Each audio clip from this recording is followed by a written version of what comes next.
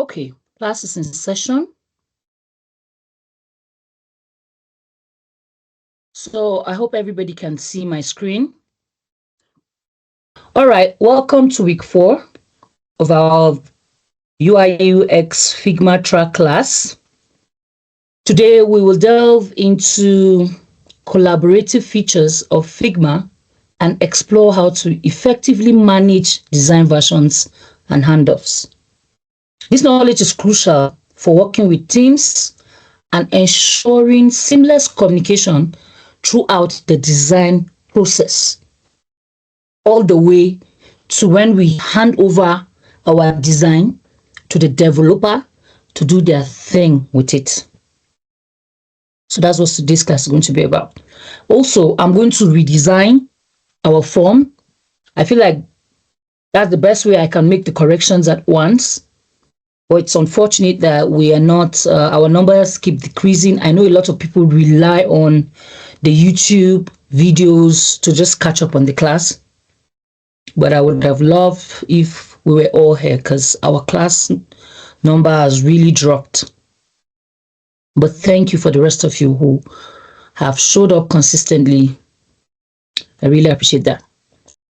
Okay, so what we're going to be looking at. Okay, so we've always been talking about how FIGMA and all the magic of collaboration and all that, which is one of the most powerful tools of design and why it's the most accepted in the world. Apart from the fact that it has like a free version that people can just get started with, even though there are some limitations with the free versions, there are things you cannot achieve on that on it, and there are features you cannot access if you're on the free version. But for now, we are just trying to learn it, understand the interface, understand the features of FIGMA. The free version is okay for us. By the time we start working on real projects with our free version, start earning some coins here and there, we'll be able to afford to pay for FIGMA, as I am sure will happen to all of you very, very soon. Okay, so FIGMA shines its real-time collaboration capabilities. You can invite team members to your projects, allowing everyone to work on the design simultaneously. This fosters a dynamic workflow where ideas can be exchanged and implemented instantly. As people edit, you see their cursor moving around the canvas, providing a sense of shared creation, which is why I said I'm going to share us into groups. It's just unfortunate we have like a limited number, but notwithstanding, I'm just going to share all of you into 2 groups. Some will go in, some will be 4, others will be 3, no problem. It's just the idea is just to see you work on a project real time. And in our next class, I'm going to give us some few minutes for each of these groups to just explain their processes, what role each one played, and how easy it was. If there's any issue, we will figure it out together, because we are drawing closer and closer to the end of this cohort, and I need us to be able to do a lot of things on FIGMA before we tidy up for the cohort. Okay, so moving on, I'm going to rush this slide because the main thing we are doing today is on FIGMA itself. Okay, so we have what is known as feedback and annotation tools. We're going to see that live demonstrated in today's class, okay, where you use comments and sticky notes to highlight specific areas, assign comments to team members for accountability. Okay, let's say you're collaborating on one project, so when you're doing it, you're going to be leaving comments. It's not just going to be an issue of, oh, I didn't like this color, and then you just make your changes. No, that's not how it works. In fact, this collaboration makes room for communication and respect for each and everybody's part. It's like we have discussed. There are different parts in UIUX. The interaction designer could be doing his thing. The UX writer could be doing their own thing as well on the same design. So imagine when you come as a team and you are all working on one project. The idea of these features is to ensure there's no clash of any kind.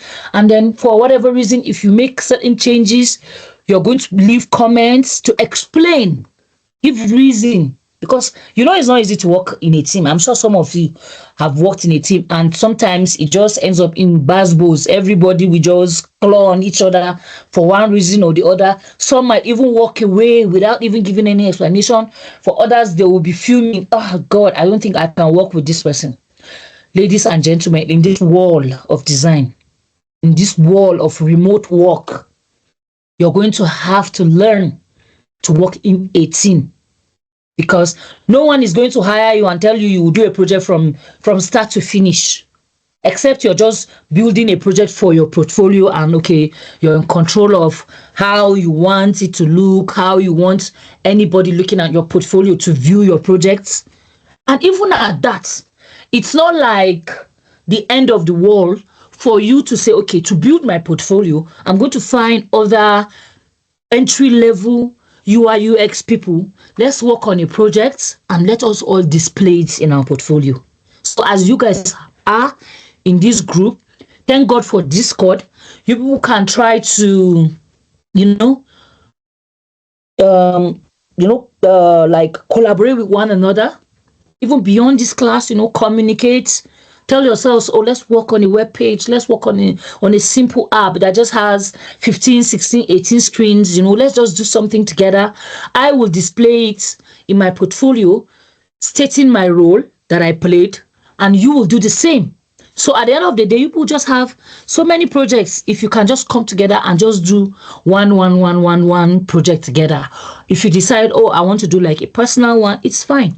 But I'm just trying to demonstrate the power of collaboration here, and thank God Figma makes that pretty easy. So effective communication is key to successful collaboration. Figma's robust commenting and annotation features, don't worry, we're going to put that into practice, empowers you to provide clear and actionable feedback. Okay, one other person can just say, oh, okay, the color of this button is too sharp. Okay, for those of you that was able to reply, imagine if I went through your Figma file now, instead of me just giving like a story of where you got it wrong, where you got it right, I would go to the particular feature that I need you to work on now and go and leave a comment. Remember our layers. Remember that from our layers, we can pick all the different elements that are on our design. So instead of me to just make like a general feedback, I will go to maybe a button. I'll go and click on that button and just tell you, oh, this button is square. Can we add a radius to it so that it does not be a perfect square, or should we do a rounded button? The comments won't come like, oh, I'm imposing on you. The comments will come like, can we try this, because you need to be really polite about that. You don't want to piss off your partner. So you just, go comment and say, can we try this? This color looks this, because you can't just say change this, because by the time you say change this, you don't give a reason. It looks like you're imposing it on the people you're working with, and it will come off as being condescending somehow if you do not find the right way to communicate to your team members. All right. So you can add comments directly to specific areas of your design, assign them to team members for response. You have to wait for their response, and even resolve comments to maintain a clear record of addressed issue.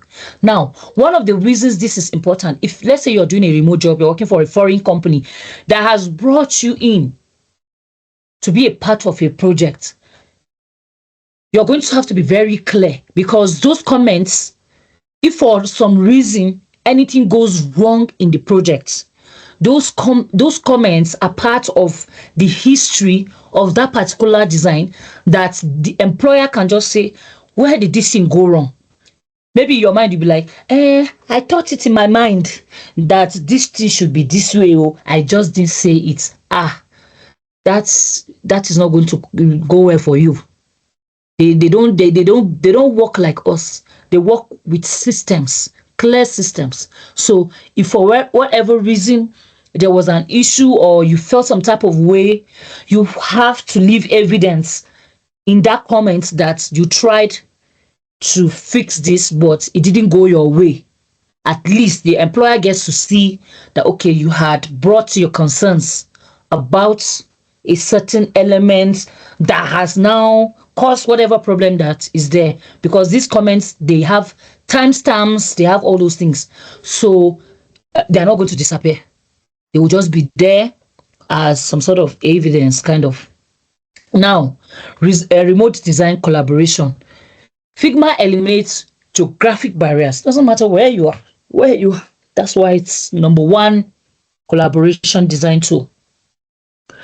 You work together effectively regardless of location. So you're going to have to work on your relationship with people, and then, just pretty much work on yourself so that you can diplomatically deal with any issues that arises. Okay. One of the most significant advantages of Figma, it is ability to facilitate seamless remote design collaboration. Teams can work together effectively, fostering a collaborative design culture that transcends geographical boundaries. Okay, so this flexibility opens doors for working with diverse talents and expertise across the globe. That is why it is important to really, really, really understand how to work with Figma and know it so well that during an interview, a question can come from anywhere. They will ask you a Figma related question, collaboration related question, and you should be able to answer it. That's why I encourage us, always refer to videos after the class. I'm going to keep doing my best to pull some resources and be dropping, but you need to still do and go beyond that. If you're able to just catch up on what Figma is, then all you will be doing is to update your knowledge. If you're able to just catch up on what Figma is today, all you'll be doing going forward is updating your knowledge, because there was a Figma conference that just happened some weeks back, and in that conference they announced a lot of new features. So imagine that you've updated. In fact, you can go on YouTube and look for this Figma conference and listen to it. Then you wait for the next conference, sign up on their page, be a part of the Figma community. You never know who you will meet. So I want to encourage us, join communities. Any UIUX community you find interesting, join it. People have gotten jobs from communities. You can just, look out for someone interesting in those communities, and just send a direct message. And you can just tell the person, hi, I'm new to UIUX. Please, I want you to go through my portfolio and, in your free time, give me an advice, tell me what my strength is, what my weakness is, so that I can improve. It's in the community that you find such people. So because even for me, textilers, I didn't just wake up and figure this whole thing out. It was because of the textilers community that I was able to get a head start in a lot of things. So I encourage you, take advantage of communities, and especially textilers. You will be shocked the amazing women you're going to come in contact with. People have gotten jobs because of this platform. People have grown in one area or the other because of this platform. So anywhere you find a community that supports your career goal, join. More importantly, now that you're in textiles, the next community you should join is Figma community, so that you can keep knowing what's going on around the world.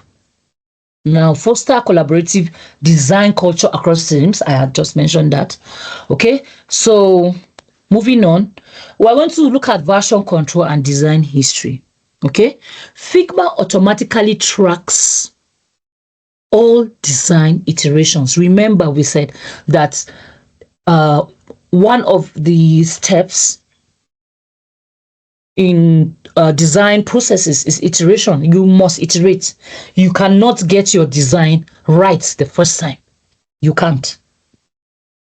Some of you, your assignment was as if you people have been doing this Figma thing.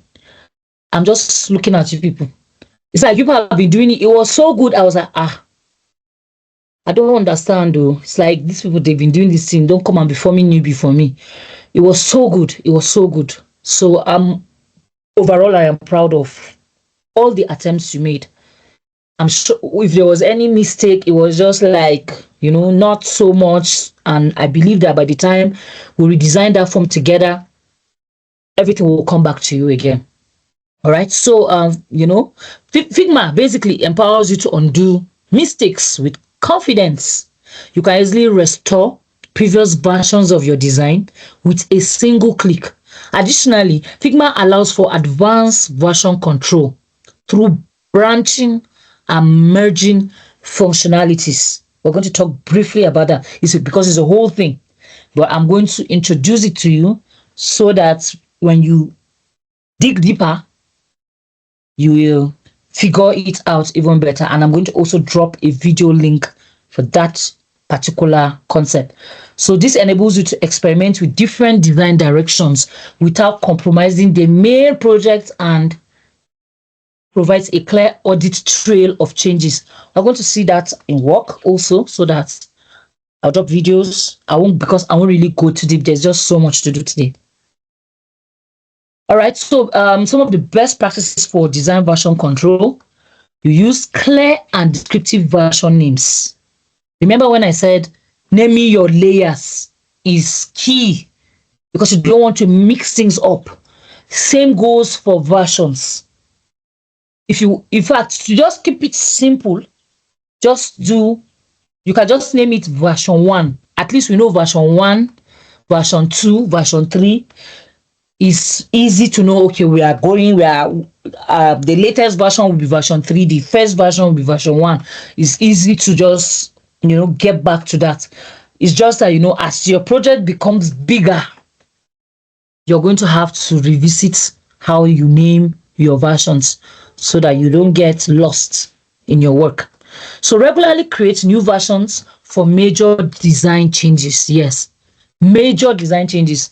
Let's say, okay, you are finished building your website design, and you decide that, yes, maybe the person who hired you didn't really tell you a specific color they wanted, and maybe they just said, you know what, I trust your creativity. You figure out the color you want to use. Maybe it's a brand new brand and the person is still trying to figure out what they want to do. You can just tell them, I trust you, because it happens a lot. You can just say, I trust you. Figure out the best color. Now, what is going to happen is you're going to create like a branch for your design, and that branch usually looks exactly like your initial work, but because you want to change the color, this is not going to happen like when you create a component, because everything on your design cannot just be a component.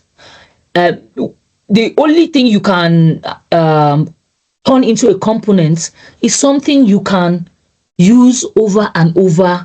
Example, a button. A button is, you can reuse a button over and over and over, but you cannot create all parts of your design into some components. That's not realistic.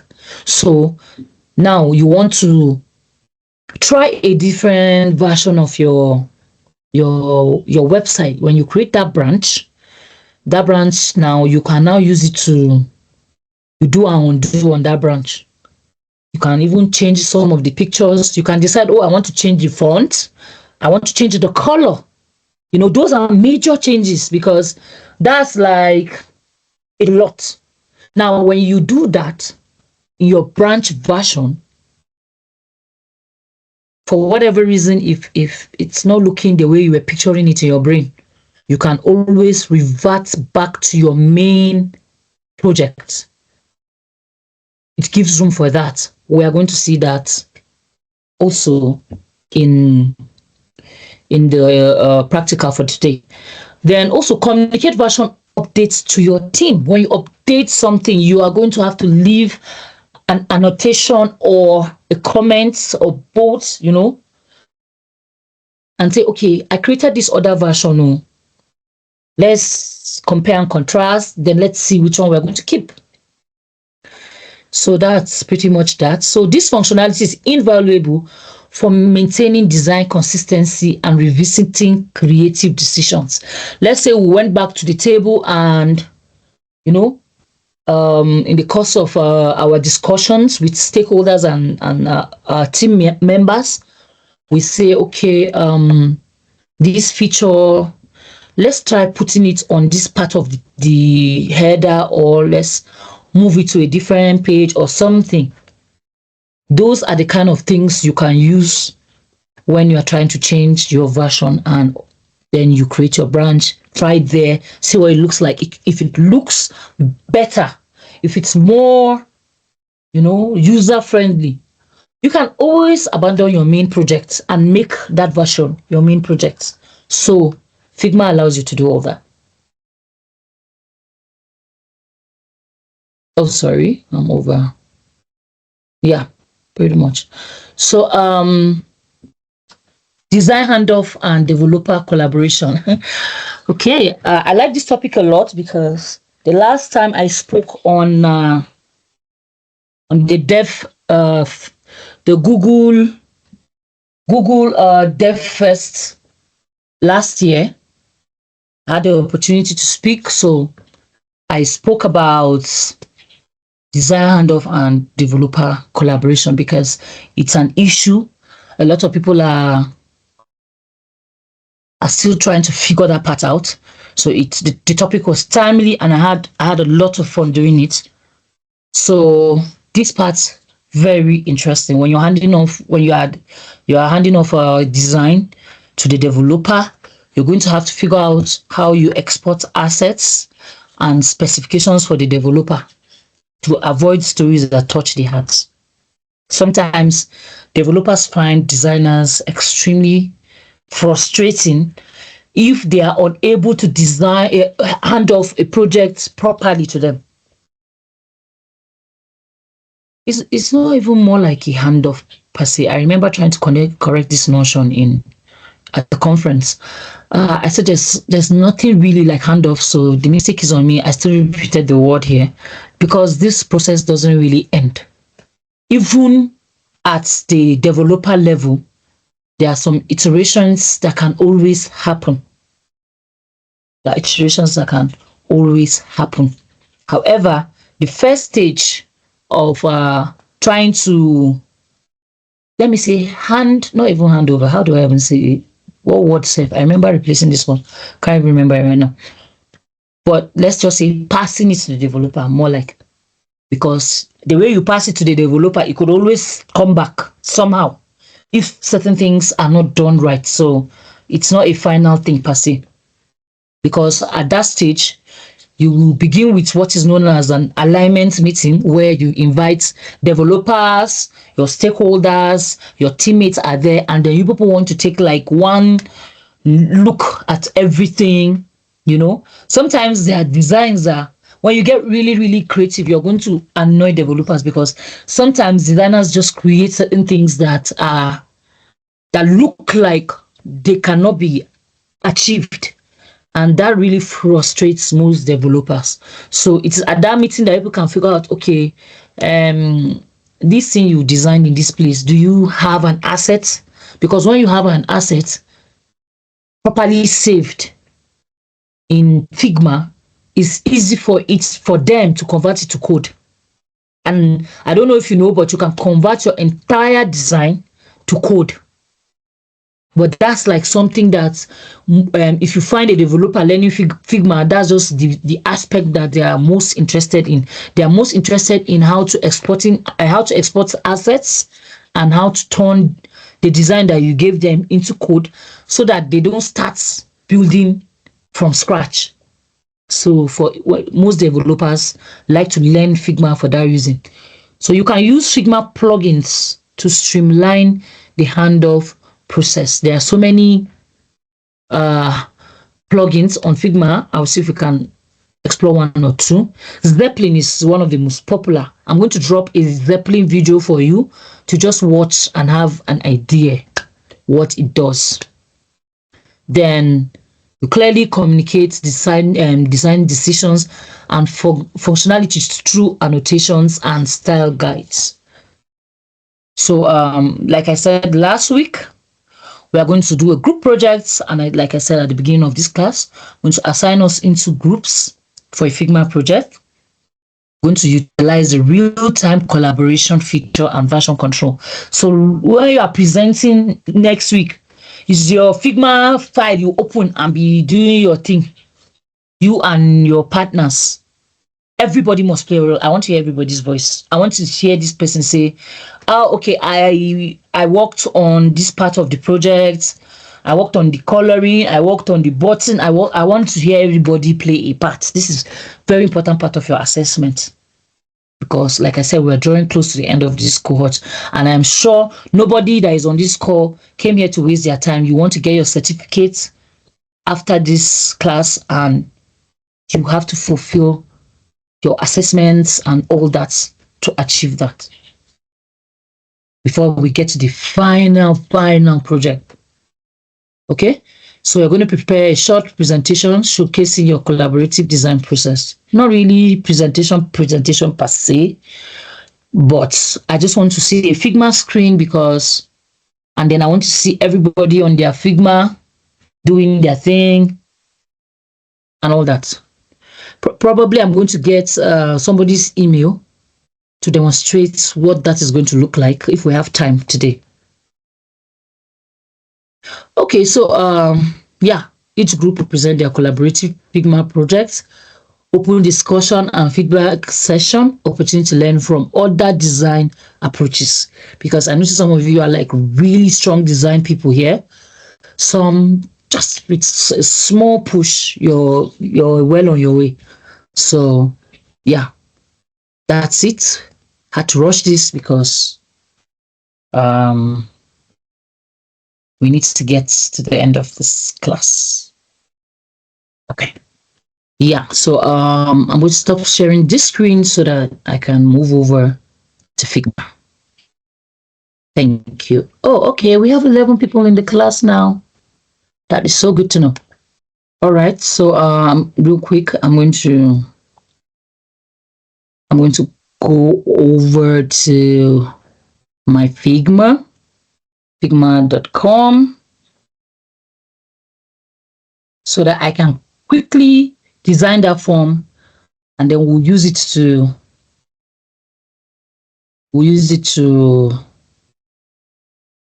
okay, let me bring up that picture just to remind myself. Okay, let me see how quickly I can go on this. Name, email address, country, phone, password. Okay, all right, so quickly I'm just going to design that assignment screen we did so that I could just fix some of the things, the corrections I wanted to, because I noticed that when I was replying, if everybody just had their own unique problems, I didn't see people with the same problem really. Just this person with their own strengths, and that was just what it looked like. So I said, okay, the best thing to do is I have to redesign this real quick. So first off, I go to my frame. Pick a phone, any phone I like. I'm an Android person, so maybe I've never tried to use this Android, but let me do Android large and see. Oh well. Okay, so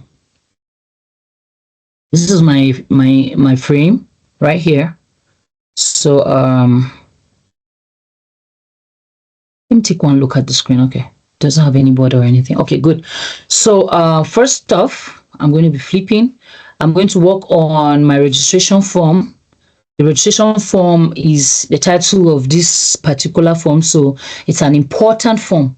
Okay, that's important. There's like a cancel button just right here.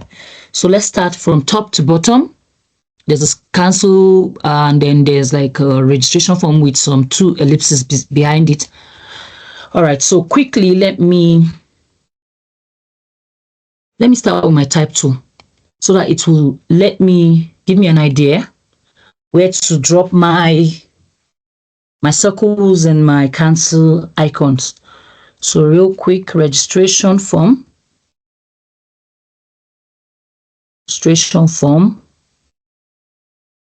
Okay, so done that.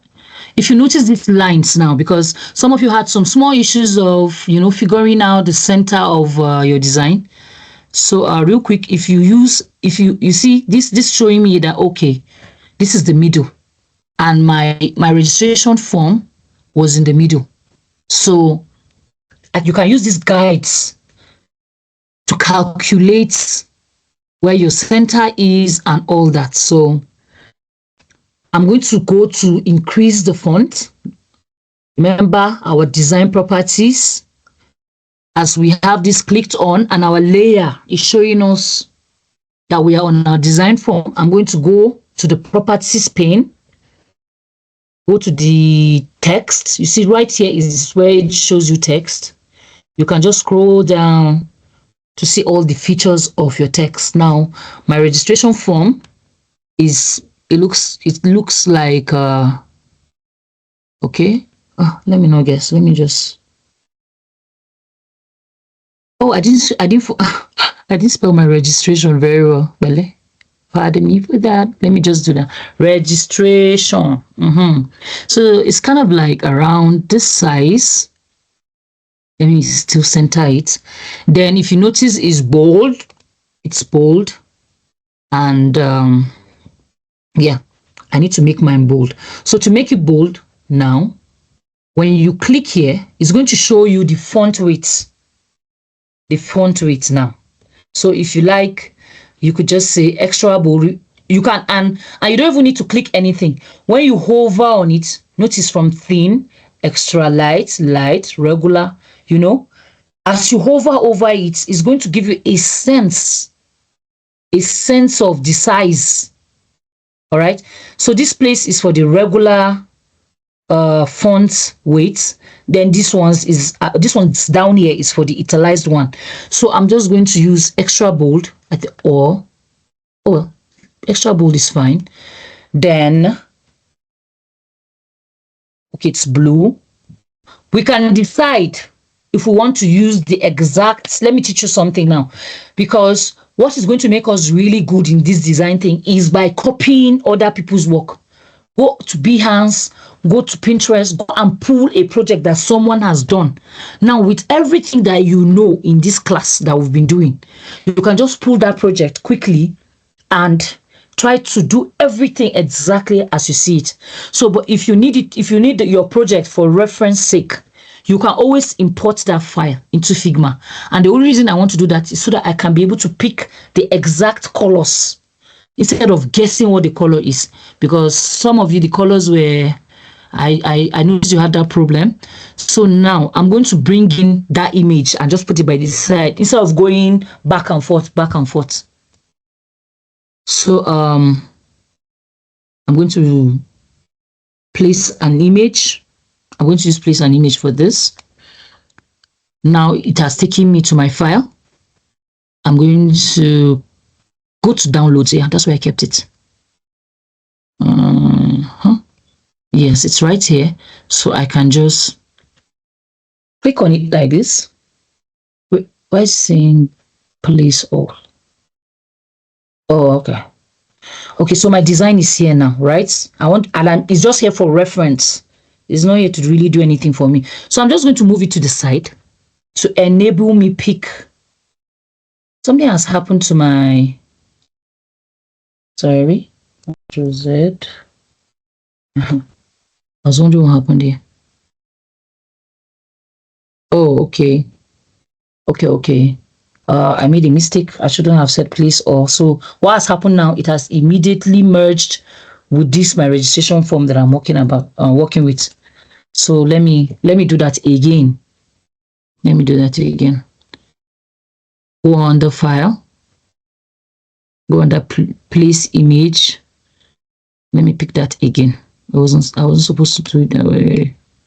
Okay, so I could just place it here.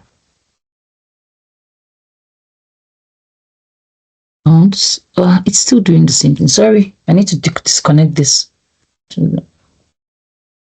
Sorry. Okay, what happened was my cursor was on this when I brought the image. So what it was telling it was like, okay, I'm bringing my design to come and connect it with this somehow. So now I'm just going to click outside it. Nothing is selected now. Nothing is selected. So I'm going to bring in my image again. I'm glad I'm making these mistakes because at least if it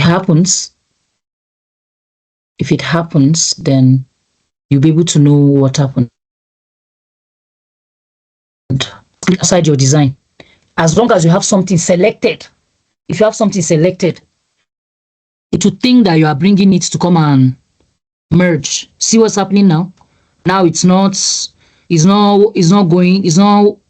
behaving like it has anything to do with my registration form, because the mistake was I clicked on it first before I brought an image. So whatever you do to the image, you told it that, okay, with you highlighted, let me go and bring in another element that you people come and work together.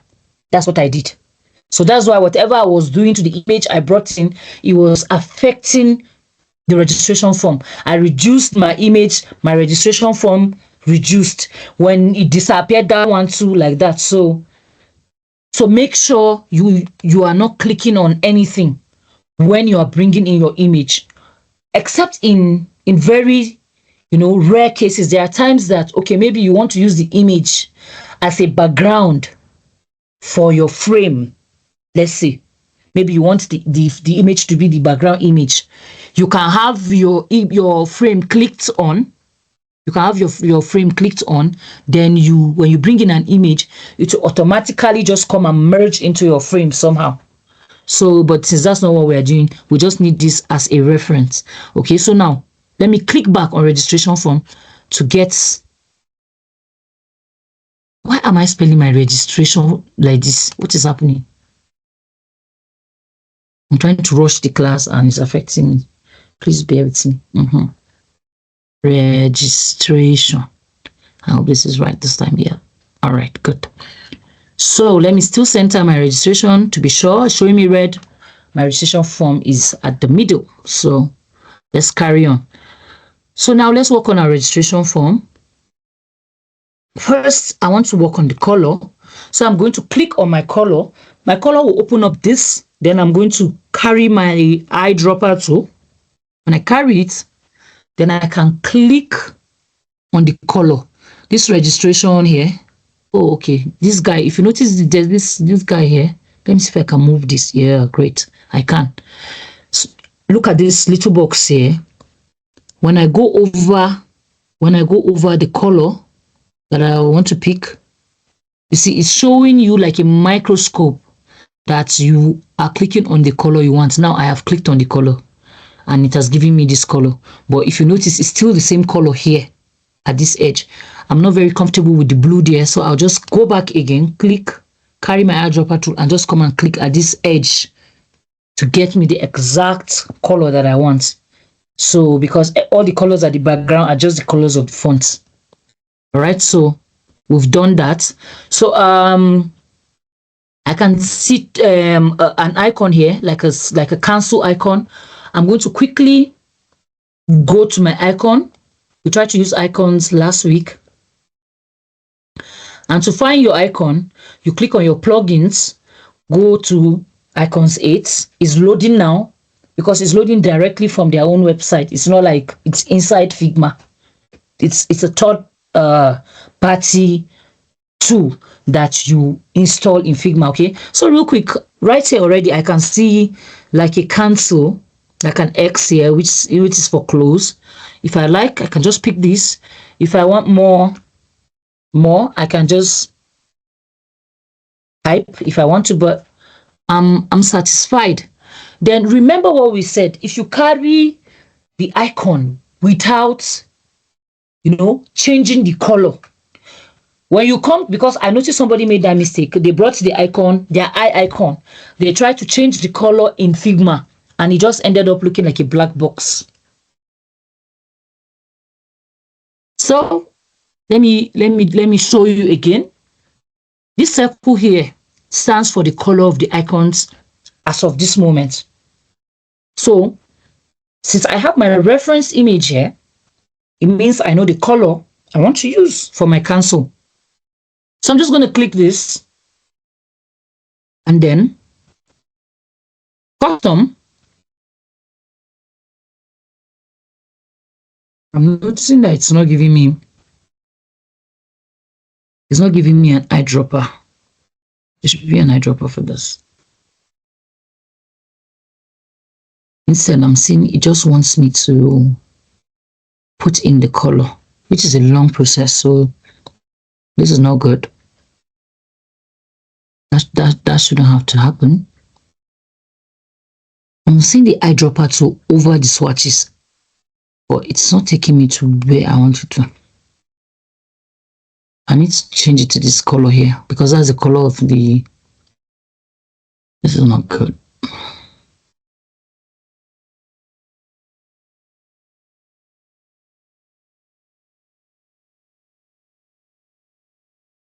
Oh, something, sorry, Control Z, okay.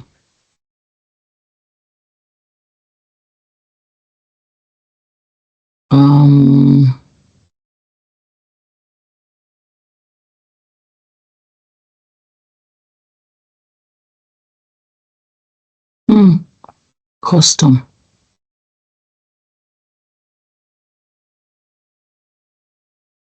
Nope, that's not what I'm saying. How do I teach you with this thing seamlessly? Because to start picking the color and looking for the code sounds like a very, very long process. Okay. Sorry, pardon me. Let me figure this out.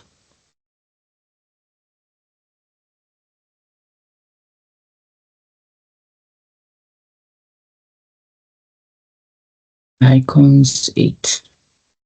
Let me go back again. Every day, new surprises.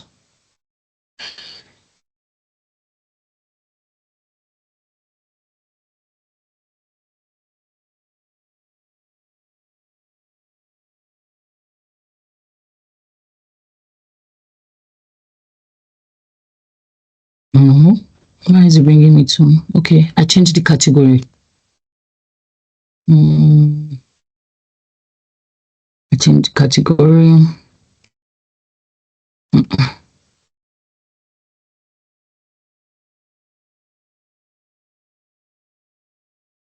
I changed the category. What did I do?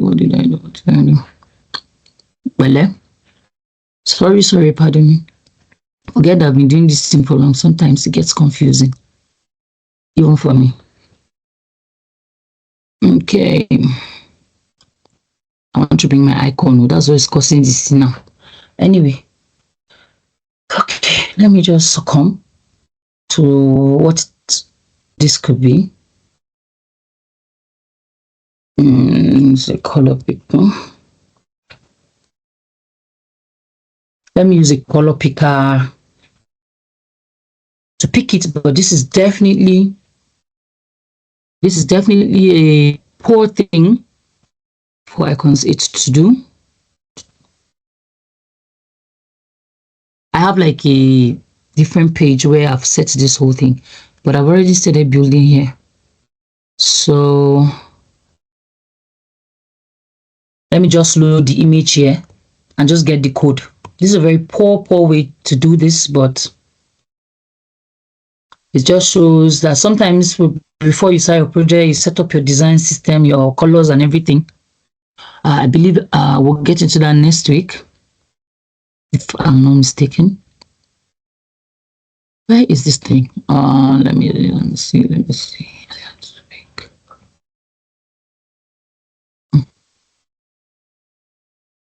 Why? Where is the design? Where is the design? Where am I? Oh, it's a JSON file. Sorry, JavaScript. This is what I should do here. All right. So when you do this color picker, when you do this, it's just going to pick the color codes for you. And you can be putting it there, which is long process. Okay, so I'm going to pick this color. We're using this blue for our, and then we're using this particular shade of green. So for me now, to change the color of my icon, according to icons 8, I have to go and pick the code and come back. So back to icons 8. Don't process. Don't wish it on my name. But like, there are different ways of achieving one thing. So where is it? Plugins. Plugins.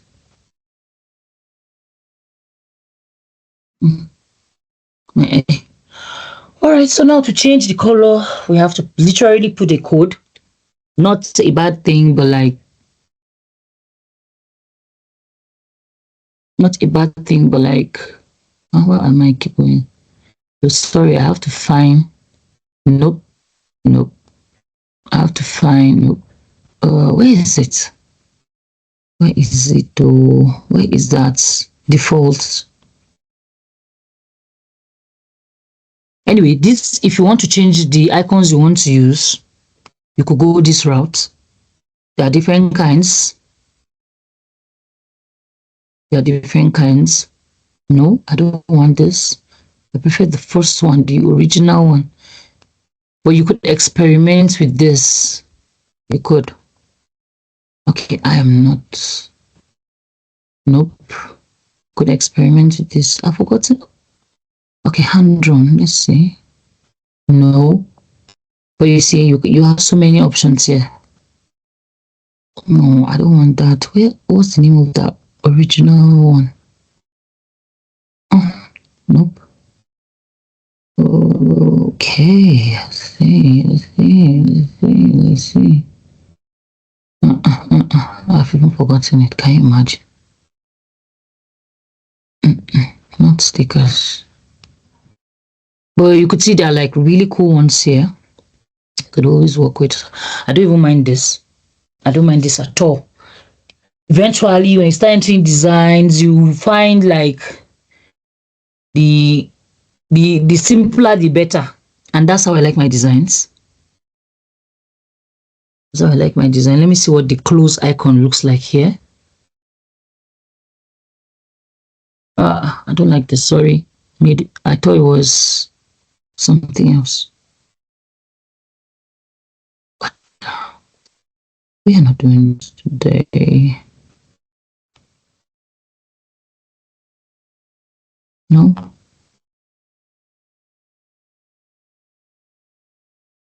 Oh, there's even gradient. I don't even know. Sorry, let me run this thing again. I want the default one, the commonly used one. Again.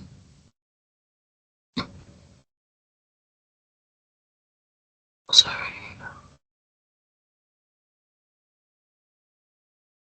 Oh, open that for me again. Let me run it again. I'm running it all over again, hoping it to take me to the default. I didn't grab that name, or I'm going to do it now. No, it's still giving me the. No, I don't want this. Sorry, I'm wasting so much time. My God, I would rather use a different icon. There's Font Awesome also, which is popular, is by Google. Let me see more. Let me see more icons. More icons. There's Google icons, Google material icons. Very font awesome is here. Let me quickly run this so that I can abandon this one. I use a lot of font awesome. That's why I'm confused about C. And font awesome doesn't do that whole coloring first. That's why I like it. So I have like my X. This is actually easier. And maybe, I don't know, maybe we'll all abandon that one, because on font awesome, you can change your color from Figma. You can change your color from Figma. So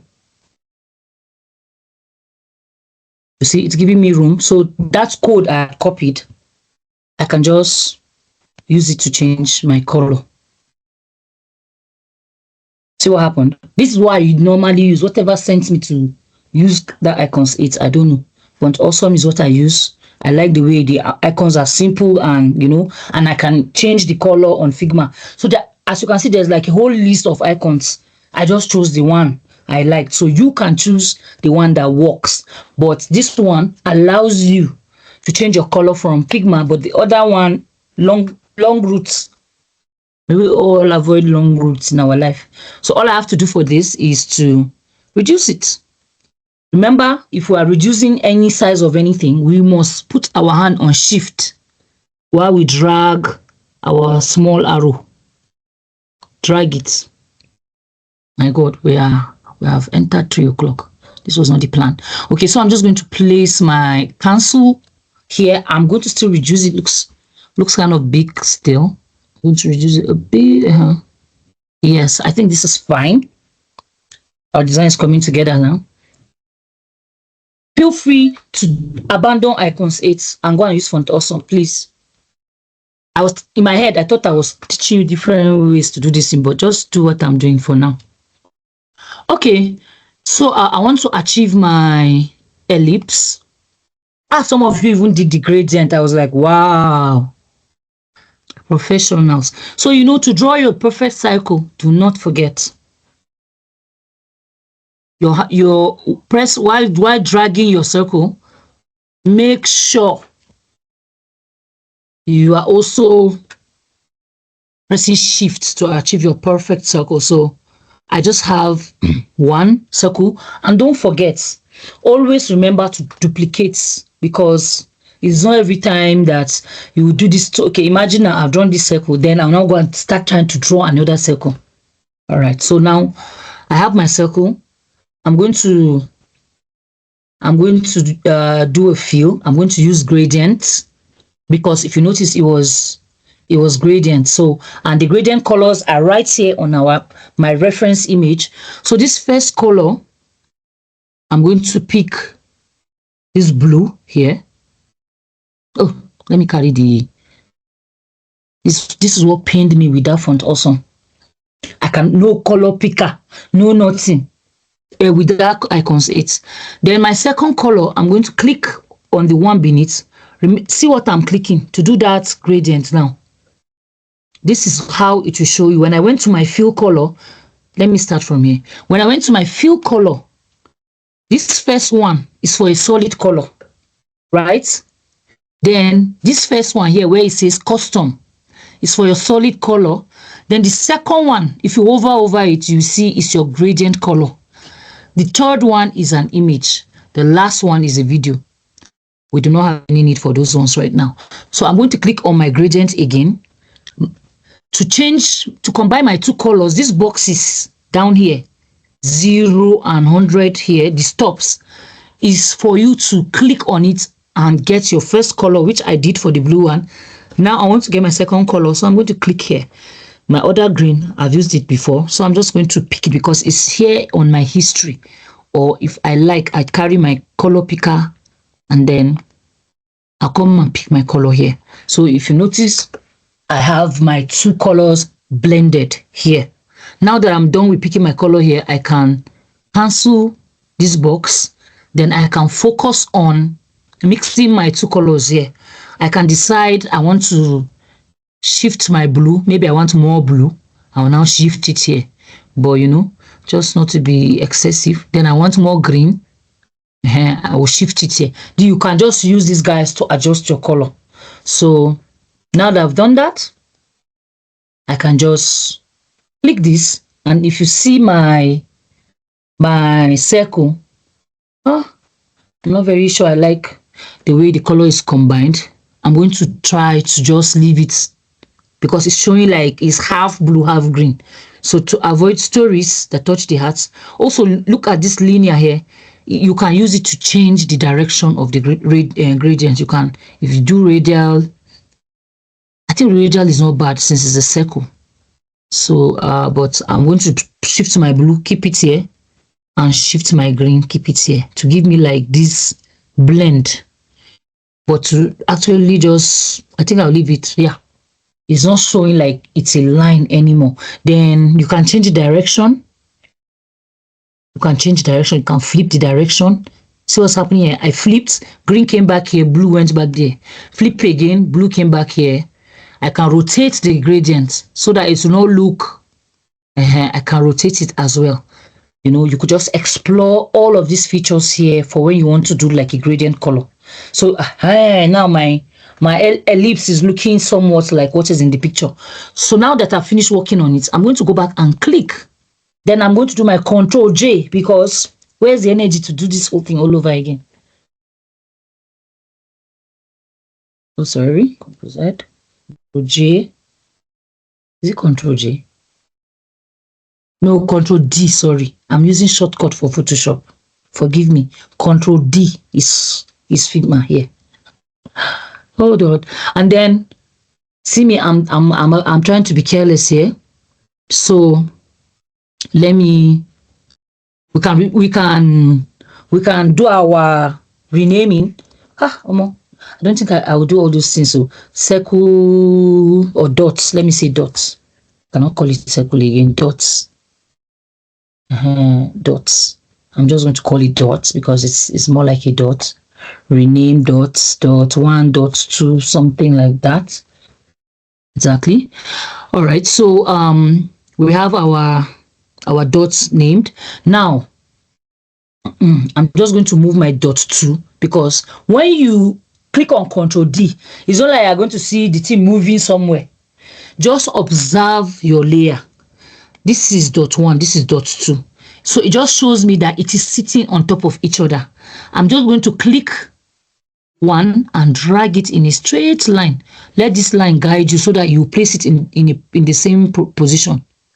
When it shows you these 3 lines, it's showing you that it's on a straight path that you are dragging it.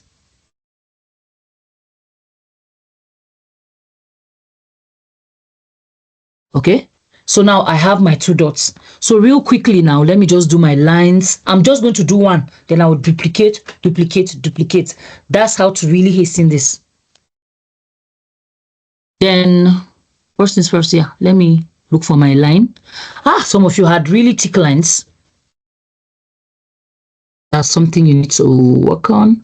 Okay, so I'm just, remember, if you want your line to be straight, as you're dragging it like this, click on Shift to give you a straight line. Okay, so I'm just going to click my line like this. To centralize my line, I'm looking for the red line. Yes, once I see my red line, I know my line is in the center, because we want everything to look arranged. So now I need to change the color of my line to our green. So when I click on it, it's going to take me to my color properties. I've used the green before, this light shade of green. So I'm just going to click on it, and I've changed the line. Then let's quickly get our our typing tool, rather. I'm going to click and write name. Okay, name. So I have that. I'm going to quickly get to my property tool again. My name is bold. I don't want that. So I'm going to click on my weights and take it to like a medium. Even the medium is still thick for me. So I'm going to go to regular, or Let me be sure what I'm saying here. Let me see. Regular is fine. Regular is fine. Just wanted to be sure. Let me quickly see it here. What's my eye? No, okay. I'm going to make this lighter. This is the font weight thing I was talking about. It's okay. Regular is fine. Regular is fine. I'll leave it at that. Then the only other thing I need to do is just to reduce the size. So I'm going to take it down to 13. When I do that, I'm going to drop it above my line. Where's my reference? So don't go far. Do not go far. Let me open it up a bit. Okay, so I'm going to, once I'm comfortable with the placement, yes, they are aligned properly. I'm comfortable with the placement. Instead of me to do this all over again, what I'm going to do now is to group this together. Just hold and drag over 2 of your elements. When you do that, just make sure you drag it over the name and the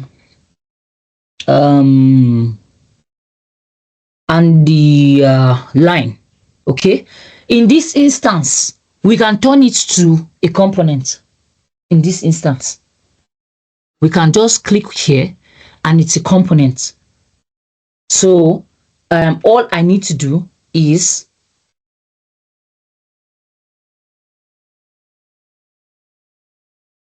since I want to reuse this over and over again, this is my main component here. Since I want to reuse it over and over again, I can just say, I can just duplicate. When I duplicate it, I drag it down. I align it here. The first one is name, right? So in order not to confuse things, I can quickly come and call my main component name, because that is where I am going to generate every other person from. So the next one we have is email address. So I'm quickly going to say email address. If not, we'll keep seeing component 1, component 2. So I'm just going to call this email address. Let's practice this culture of renaming our layers. It will help us in the long run. So I'm going to duplicate again, Control D for my country. So I'm going to write country, and while I'm doing all that, I'm going to also drag this down. All right, so I can come here, instead of leaving it at name, I'm going to write email address.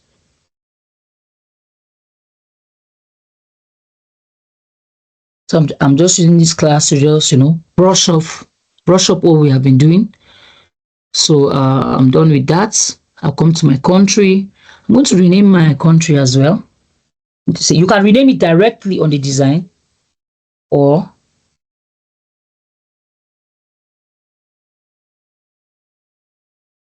what am I? Okay. That didn't work. I guess I have to rename it directly on the design. Country. Okay, good. When you rename the design, it will automatically show up in the layer. That's what I'm supposed to say. So now I'm also going to Control D again. Oh, sorry. See what happened? Instead of me to Control D the components, I Control D the country itself. So that's why I got that. So I'll undo that. I'll just close the group. And now, clicking on the instance itself, I'm going to Control D. Then the next one should be phone. I have to rename the group so that when I'm looking for it later, I will not lose.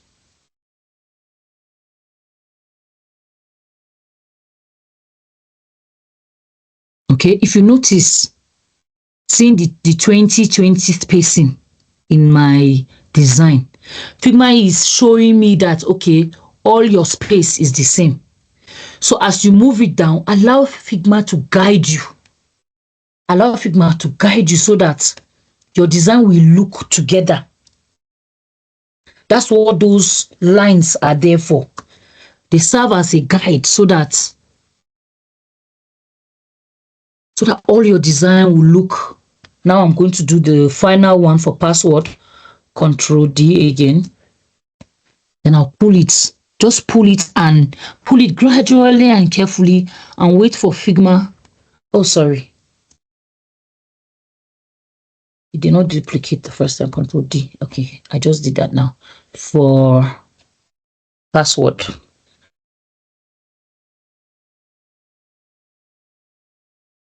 All right, so now to pull my password gradually, this purple square is showing me what I'm supposed to pull out. So I'll just click inside it and drag it gradually. See, let the lines show you. Let Figma guide you. See, I'm there now. Figma is saying, okay. You got it now. Everything is the same space. Let me align.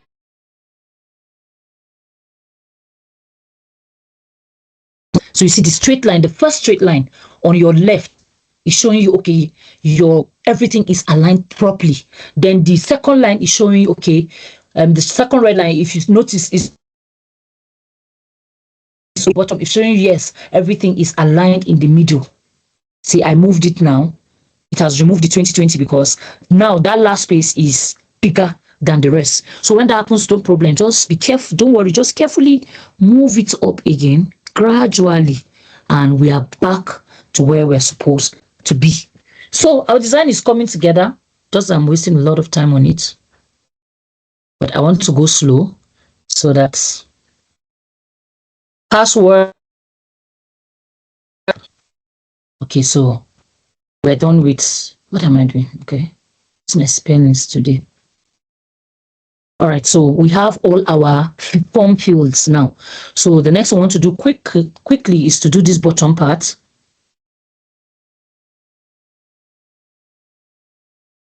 Okay, I noticed that most of you use the same fonts here. I had no idea that the original one was like that too, so pardon me for that. In my head, I thought, okay, there will be some contrast here and there, which I will show you here to explain the hierarchy that I was trying to tell you. So now I need a box. So I'm going to click on my square. When I'm out, I want to achieve a perfect square, so I'm going to click on while I'm doing that. Okay, this is pretty much okay, but you see, I don't need a filled color this time around. This time around, I need a stroke color, because if you look at the box, when you originally do it, it's showing me that it's ash, because when you click on it, it's showing the fill color here is ash. Now, how do we undo that? When you click on your fill color, if you like, you work with a stroke color. This fill color now, if I don't want anybody to see that, okay, there's a fill color here, there are two things I can do.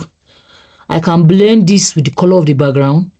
If I just pick white, it will be and then it will just be showing just the checkbox. But you can also off it by closing the eye here. I'm just wondering, what is this eye for? The same way you do on your password. If you just want to off the fill color, let me put back the color so that you can see this at work. Let's use this guy. Yeah. So if I want to just sell, my box has this color, right? So when I come to my fill color, and I don't want the if you notice, we have a stroke color. The stroke color here is black. The fill color is green. Now, if I just want only, because if you notice, it's just a box surrounded by a border. It doesn't have any fill color. So if I like, I'll just come out off the fill color, so that what will be remaining is the stroke color. Now, our stroke color is showing black here, but we know that it's supposed to be green. So I'll just click on that. All right. So since our since our text is the same size, I'm noticing something. Okay. Anyway, since our text is the same size, I just want to duplicate it and just drag it here. Note so that everything of mine is uniform. So I'm just going to click here, then I'll write, I accept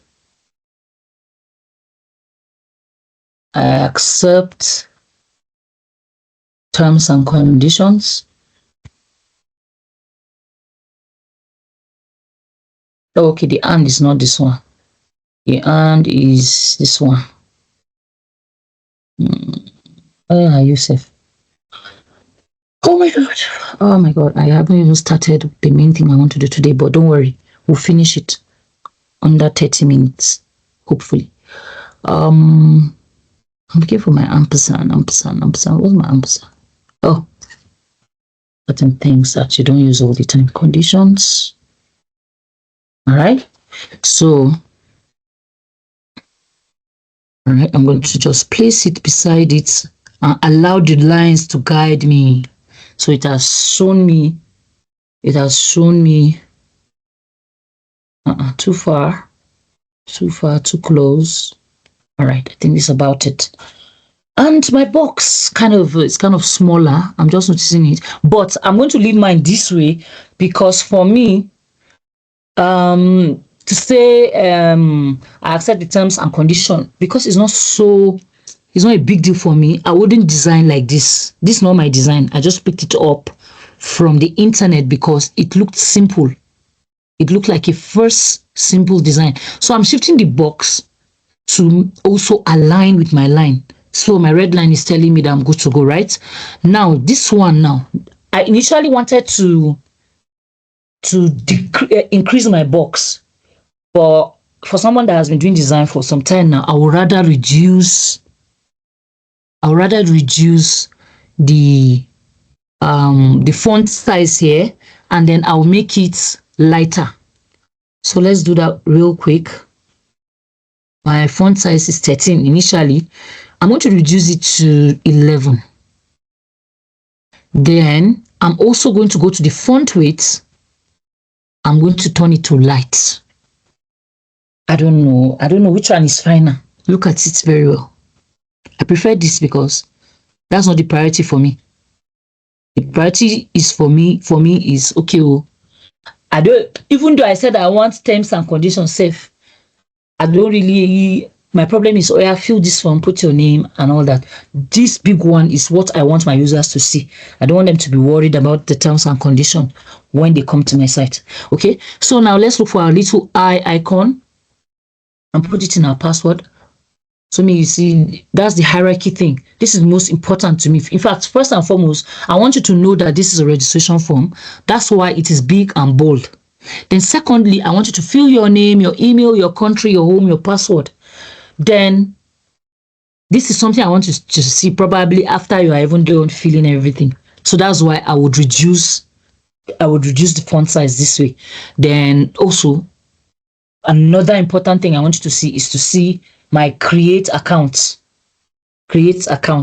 So, but before then, I need to put my password icon so that for some of us that know how to forget password, when we start typing now, we should be able to. Wait, this my frame is like it moved. It did move. We should be able to see. Our password when we are typing it, and that's very good for a user. It's important for a user to have that option, because that way they will enjoy their experience when they are typing their password, not the one that you type, you don't know what you typed, you cannot look at it. Those are part of the things that causes confusion for a user. So real quick, I'm going to go again to my plugins, and then I'm never ever going to use icons 8, especially in a class, and go to what I am accustomed to. So now I'm just going to type password first and see what it will bring. Let me search for my password. See, this one, they don't even use I, but since they are not using I, let me type it directly.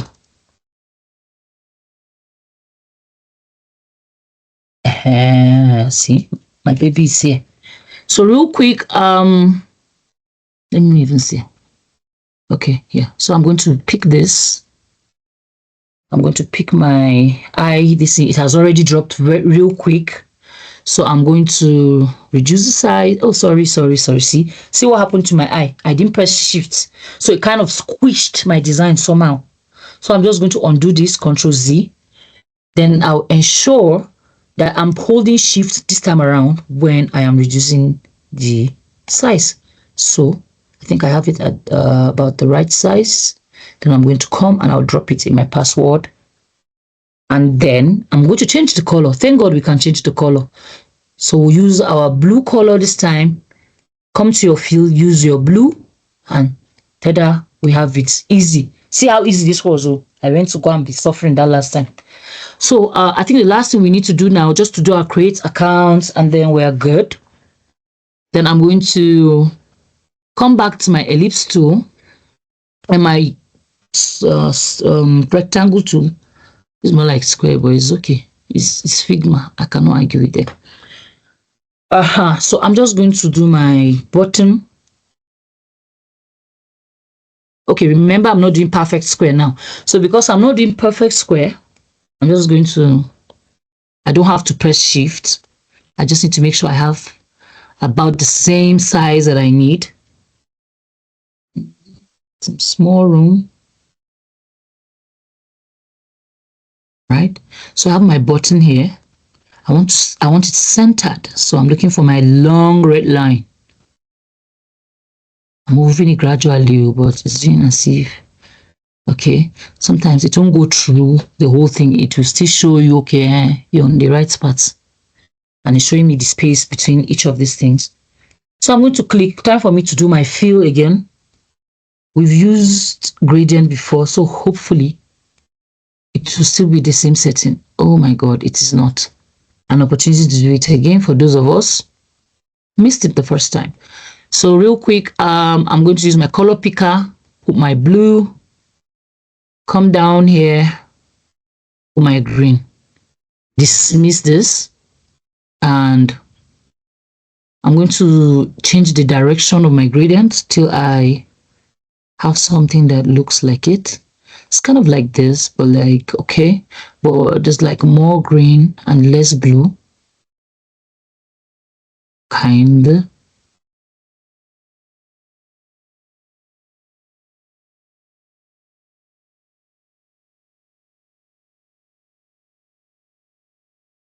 Oh no, sorry, I mistakenly removed the blue. All right, so we have our gradient here. So I'll dismiss that. Then I need to also work on my radius. I want to work on the radius. This curvy thing around here, this curvy thing here under YH is for radius. So I could just drag inside. I could just be dragging it to, you see the number is increasing, to try to achieve this size, this button type. Then okay,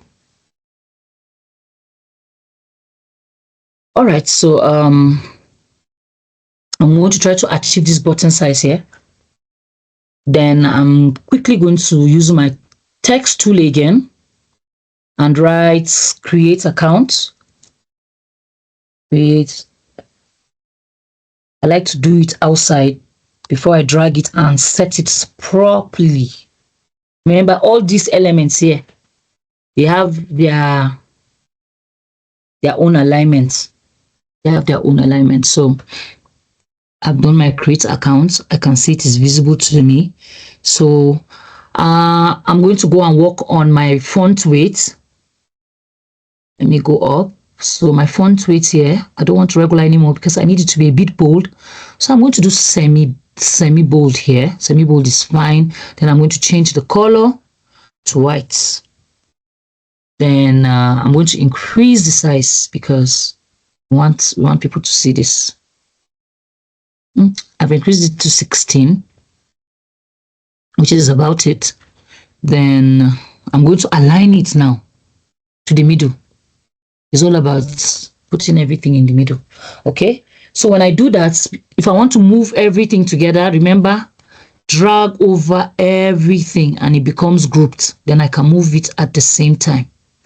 I want to bring it a bit up. By the time I finish my whole design, I'm going to adjust everything again. Very important. Okay, so I've done that. I want to use this same text property here to do the final part. So I'm just going to say Control D, then I'll come drag it here. Then I'm going to start my typing again. Already have an account. Don't know what is their correction. I would expect it to all clean the one I started. So already, I get lazy to type sometimes. I wish there was this auto things. See, this AI that came out now is for some of us. Already have an account. Okay, currently not. Already have an account. Question mark. Sign in.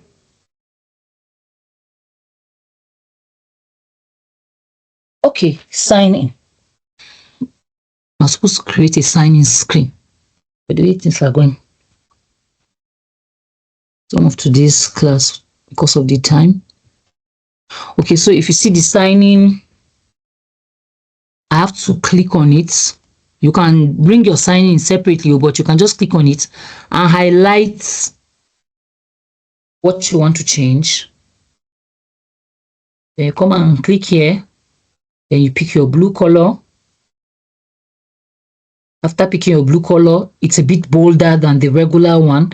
So I'm going to come here. Instead of light, I'll go back to regular. Or if I want to be dramatic, I can do like a medium so I can stand out. Okay, so we're pretty much done. I'm going to make sure that this is centered as well. Centered, and 20, that distance 20 is good. Yes, there we are. Okay, so now my form is complete. I want to align this whole thing because it's way at the top of my phone screen, which means all my network, all my network signal, all those icons out that are on my phone will not have enough space up. So what am I going to do? I'm just going to drag this whole thing down. Oh, no. It's not all created. I'm going to pick everything from my little cancel button. I've selected everything now. So I'm just going to drag it to the middle. Drag it to the middle. Make some room at the top for the things that happen at the top. So we're pretty much done with this design. I just hope and I pray that for some confusions here and there have been okay. I'm seeing a notification. Okay, don't mind me. My eye has been on Figma in case you raised your hand or anything. I moved away from this page. So, but if you want to raise your hand for whatever reason, I'll give the opportunity very soon. All right. So, oh my God, we're back to 8 again. Okay. Real quick. Let me go back to Figma and then we'll do some of the things we're talking about today.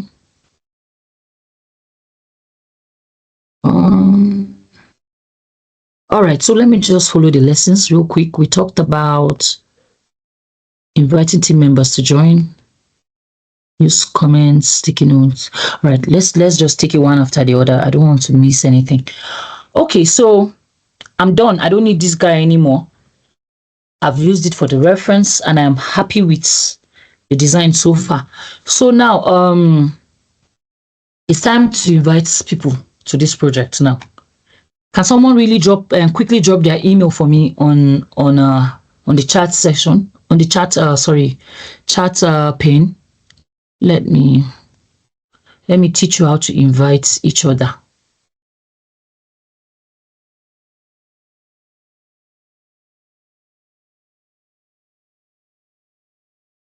The way you do it on the way you would do it on your, why am I closing this?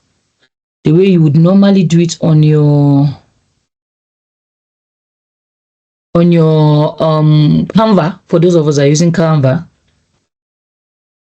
Also, let me just call this registration form. Let's title it. All right, so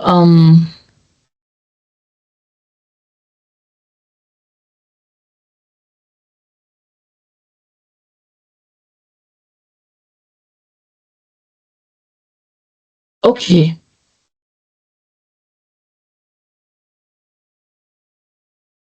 Sorry, give me a moment. Let me just look for one resource that I want to share. Team project. The mistake is from me. I was supposed to have started the project itself on a, so note that please. I just opened a new file and I just started designing. But ideally, you should create a team first. When you create a team, then you start designing in that particular environment. So I want to see how I can move this project to a team project so that I can add you from there, because unless I do that,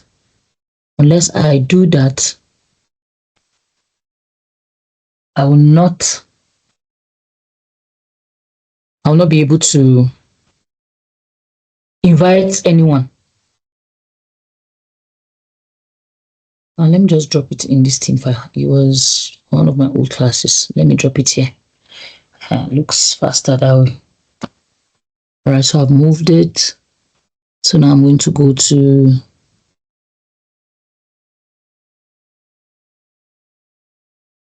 let's see what's going to show me here. Okay, so now when I open my registration form, I should find it in the team.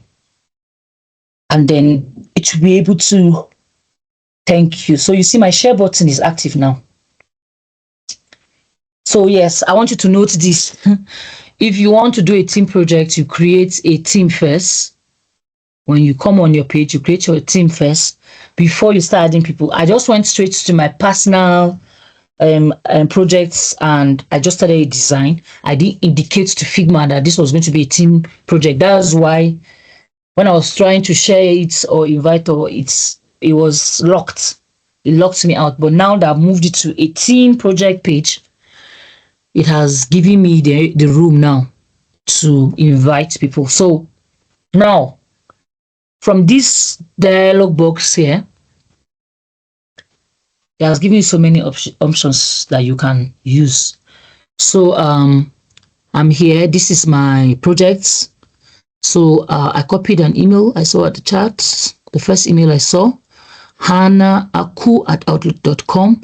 So now, when I paste it here, because this is important, this is what you guys are going to do after today.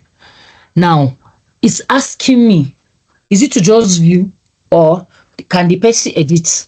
Let's say I want to share a work that maybe I don't want someone to copy, but I just want them to really look at it.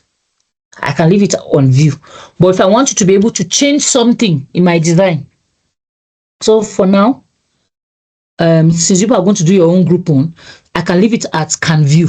But if both of you are going to work on the same project, you have to move it to can edit. Because the idea is you are working, I'm working. So right now, let me put it on. Hannah, can you go to figma.com right away so that we can demonstrate the use of both cursors on a project. So I'm going to invite you. So you're probably going to go to Outlook, go to your email in Outlook to activate your ability to edit the same project. Drafts can be edited by others. To let others edit, move it into a project below. These people. What is it? Is that not what I did?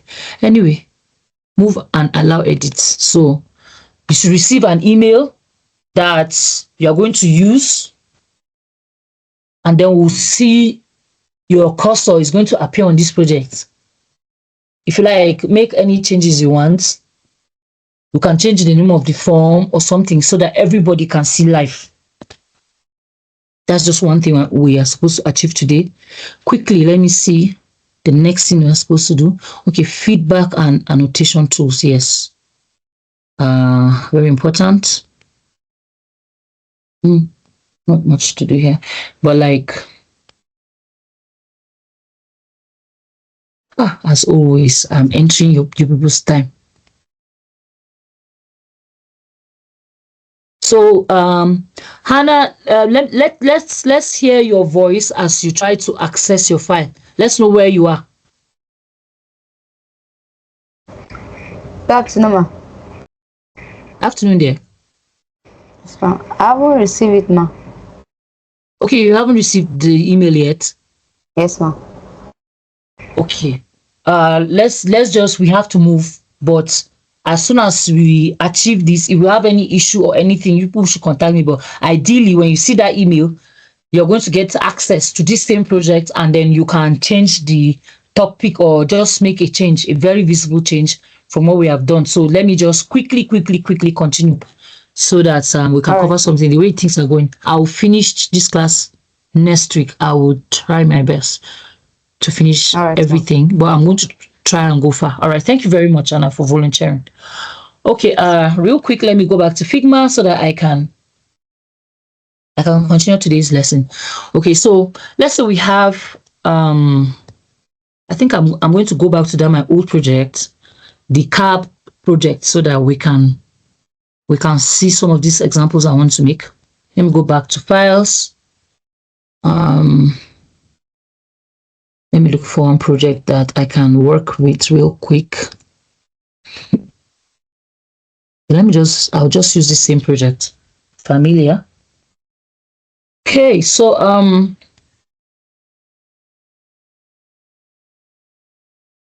what annotation and feedback tools do in Figma is just to let the other person what is going on. Pretty much. It's just to let the other person know what is going on. Hey, I've trapped anyway.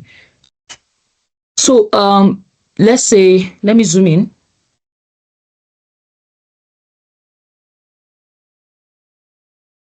Let me zoom in. In fact, the way I did some of these things is part of what we're doing today. So thank God we have some examples here. But real quick, okay. So now let's start from the top, or let's go down a bit. All right. So there's a new feature that just came out. You know, let's say I designed all these screens. And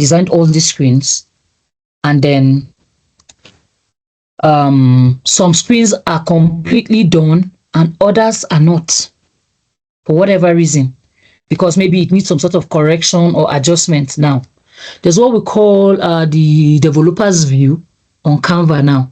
So if I like now to show him the parts that is ready for development on this project, right under my frame, there's a feature called section. Is new. I can just drag from here to here. When I select this place now, I'm trying to show him, oh, Mr. Developer, these parts are ready for development. Now, when he receives this file now, he will come, notice this part. This part is for mark ready for development. So when he comes and he clicks here, you see ready for development. There are some small things that I'll put inside that when he clicks that place, like for instance, if I want him to be able to transfer an asset, I can mark those places for transfer. Let me quickly, let's say, let me zoom in so that I can try to make an example of how to transfer an asset. I'm going to send you a video for that. You need to watch it carefully. Time is going. I don't like rushing these things, but How it ends up happening, I do not know. Okay, so let's say I want him to have this asset here. I want to transfer this asset.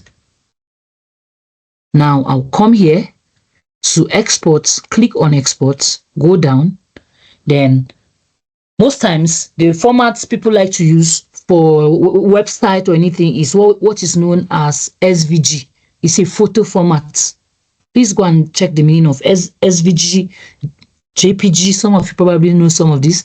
PNG and PDF. Just go and read about it so that when you are talking, your vocabulary, when you're talking to another developer or another and you know the meanings of this, it will make your conversation more interesting.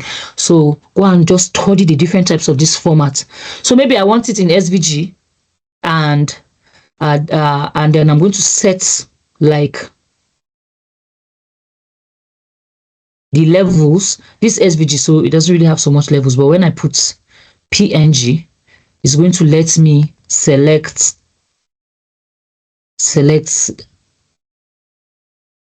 I can choose how many times or the different qualities of this particular thing that I'm trying to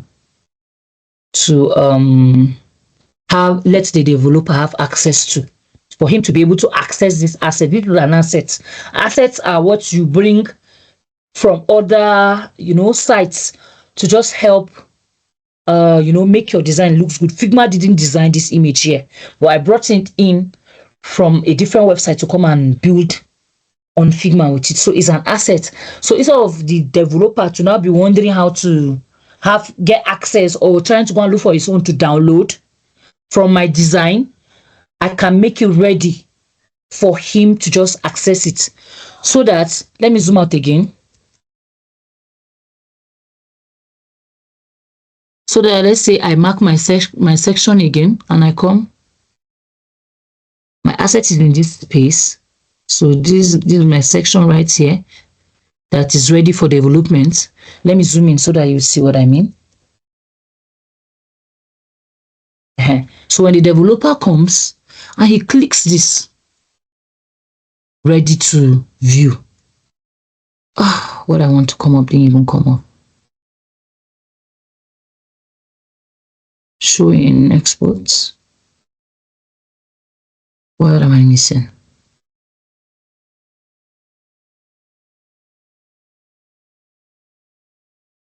It's supposed to show that I've marked it to be okay. It's supposed to show that I've marked it to be exported. For the developer is a new feature anyway. This conference that passed. But before then, or before this conference, before we discovered this now, when I mark this for export, when he comes, trying to go to the project and everything, since I've marked all the assets, all he has to do is just to export it so that he can include it in the original design. Look at it, it has downloaded. It has downloaded as PNG, it has downloaded as SVG. And so as the developer is building the site, he can easily access all these assets. All right, we're going to talk more about organizing these assets because it's like I said, the last thing the developer needs is stress in trying to interpret the design that you have done. So you have to organize it in a way that he doesn't get lost trying to pick out what is needed for the development in the project. So quickly, let me see the next thing we're going to look at so that I don't forget. Okay, annotation. Let me do annotation real quick. Do annotation. Time is up there. All right, so this is ready for development. So let's say, remember everything here, they have their different layers. Different layers. So let's say this picture now. Let me zoom in. Maybe this picture here, maybe it's not really telling the story I wanted to tell, and both of us were developing. Now I can come and click on comments, give feedback, ask a question, or leave a note. I can just come and click on it. Then I can say, please find a photo that tells the story better. You know, you leave comments, story better. Now, if people are like 10 now on this project, everybody's seeing what is going on. Okay, so now because of our different names, somebody else can come and click here, add at so person, picture kinikon, or submit another picture, or give a reaction, an emoji. This is for emoji.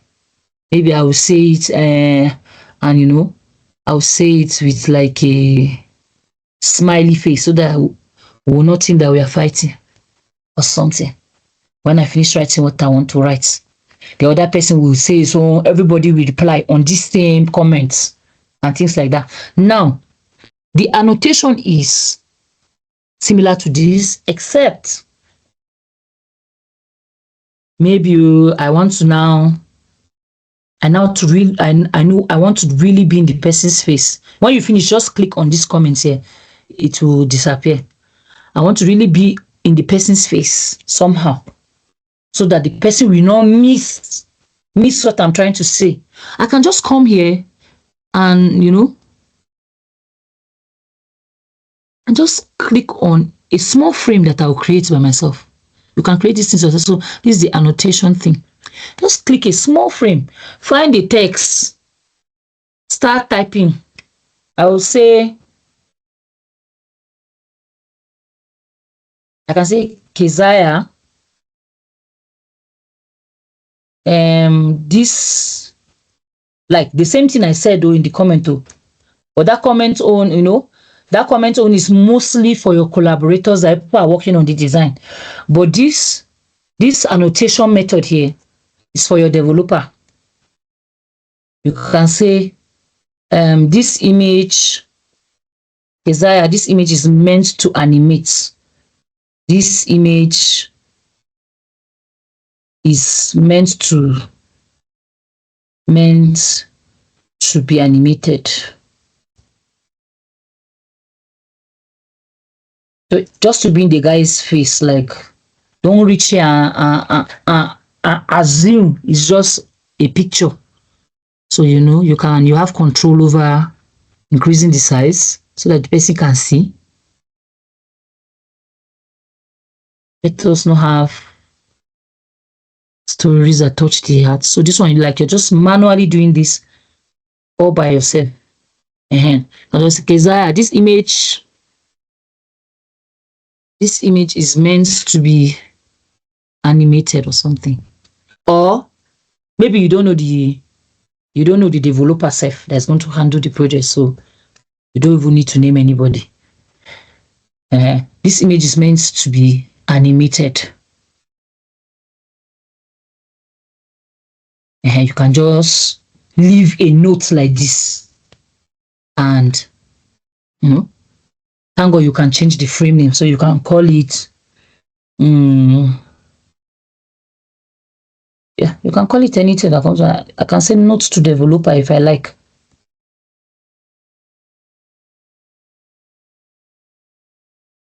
Note to developer.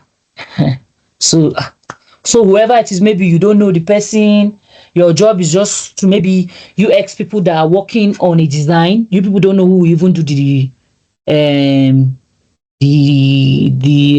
coding, and then you people's work is just meant to, you know, start and finish at the design. Is the person that will carry it to the developer. The developer will very, very much appreciate these direct messages. So that's just what annotation is all about. You read deep, I will give you videos. I want to touch on as much as I can. before we round up this class. Okay, so let me see what other thing I want to talk about. This feedback annotation, remote collaboration. Yeah, this part we just talked about how it eliminates barriers.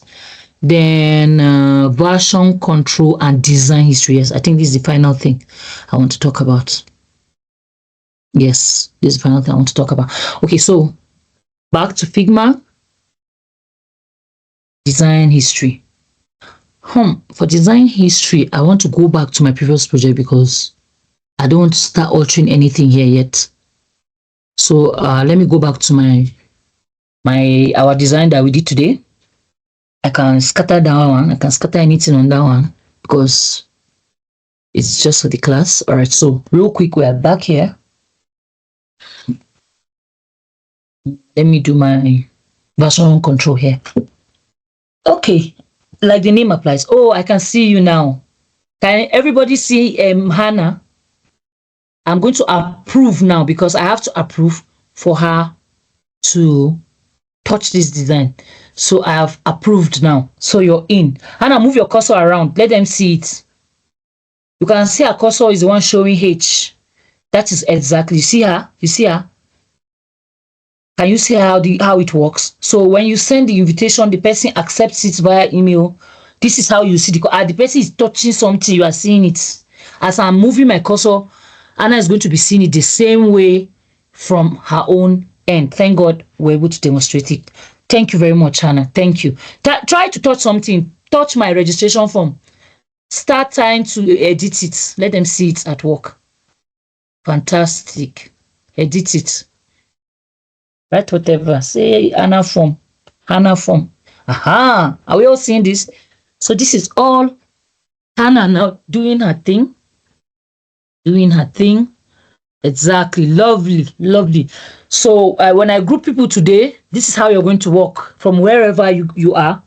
You're going to work on a project together, and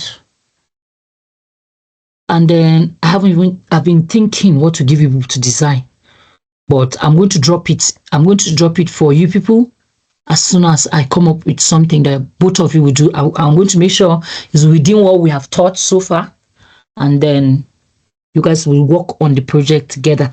Lovely, lovely, Anna. So I enjoyed that. All right, so this next thing we're going to look at is called version control. Version control. So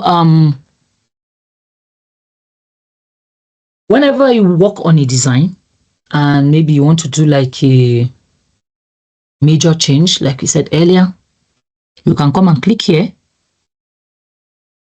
When you click here, okay, sorry, this is for creating a branch. Oh well, this is for creating a branch. Let's talk about branching first. We'll click here. You can click just here and you decide, okay, let me create a branch now. Oh, sorry. Oh, this one has its own subscription. And this is for big organization, like the biggest, the most expensive Figma plan. When you're going to do branches and all that, it's unless you have paid for that particular plan before they let you branch, because half of the time that people do branching are big organizations that are doing branching and all that. However, I'll just explain it plain and simple. The branching is it just gives you an opportunity to duplicate your original projects, where you get to change the color, do whatever you want, and just try to do like a whole other version of your main design, and then you compare it to your other design. That other design is not going to go anywhere. It's not going to go anywhere. It just gives you room to, try other ideas. Try other ideas of your design. Maybe change the color, change your arrangement, change so many things on that particular branch. When you do that, you can even create as many branches as possible. Maybe you do your branch 1, branch 2, then when you create all those branches, you see what it looks like. Now, Figma also gives you the opportunity to say, oh, wow, I like this main one I did and this branch. Okay, what I'm going to do is, instead of discarding one for the other, there's what is known as merging. So let's say, okay, there are things on this one that I like, And there are things in the first one I did that I like. There's a way that Figma will help you merge your designs. So that's the feature I wanted to talk about. It's called branching and merging. I'm going to drop a video about that because one day we are going to afford to be able to use it. Or like I told you, it's not even about affording or not affording. Knowledge is power. When you have knowledge about something, it gives you an edge in life. So even let's say you go to an interview now, just for the fact that you've never subscribed for, you can't go and say, okay, maybe when they ask you a question about merging and branching, you will now be like, Sami, I cannot afford it, so I don't know anything to say about that. You cannot do that too. You have to know it, even if you've not used it. You say, oh, this is what you understand it to be, or you just answer like a pro, like you have even used it before. No, I don't know whether a time will occur with this, but have you used it? I'm not sure to get to that, but I feel like understanding it, having the knowledge about it will just make them see that, okay, I'm talking to somebody that knows what they are doing. This UIUX designer, they know what they are doing.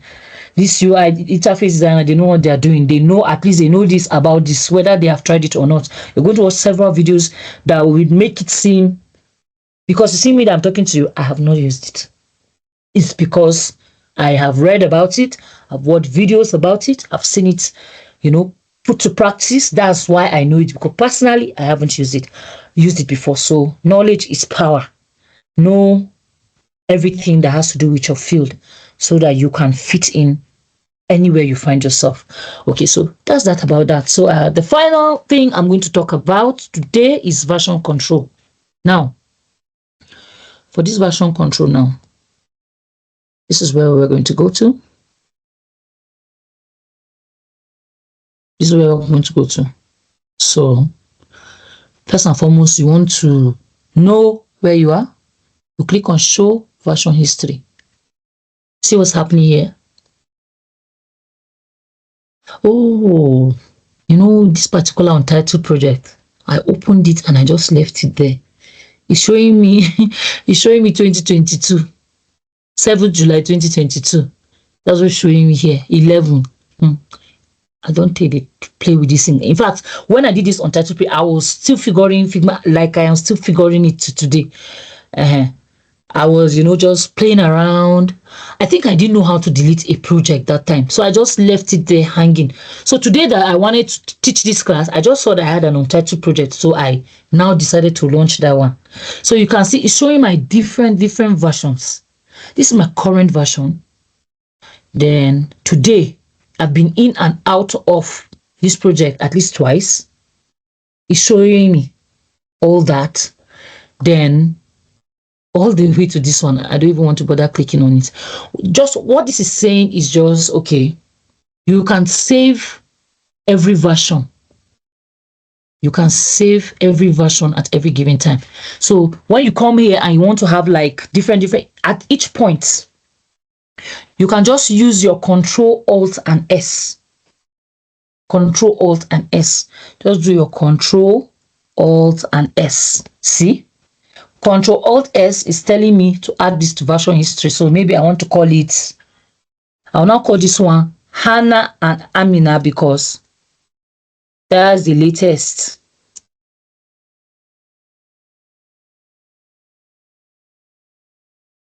Just going to do that. And it's asking, describe what changed. I'll just say, anyway, though she corrected it, I would have just said title of form or something. Just to help you and to help the person involved to make both of your lives easier. So I'm going to save now. I have saved it. So now let's try something here. Let me try and make some alterations. So I'm going to say, instead of registration form, I'll just say sign up form or something. I'll just say sign up form. What's happening? Why is it not letting me change?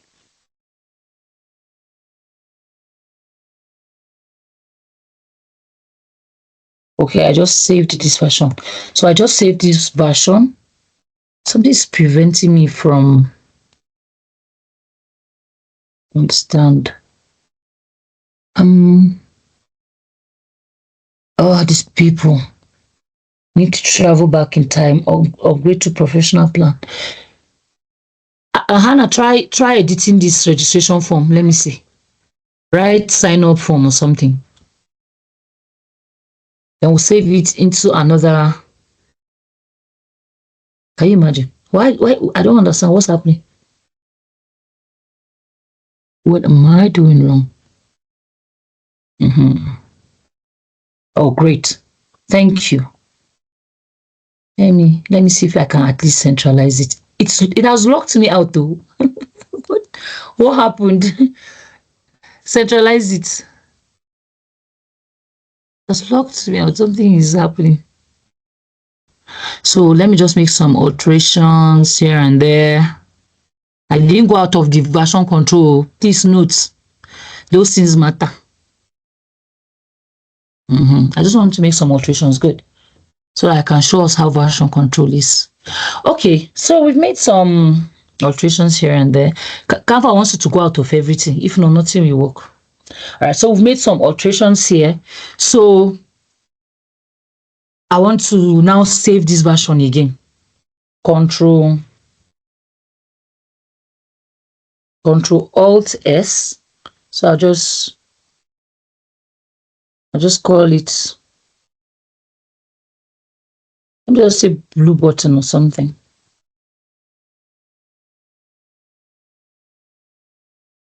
I'll just save it.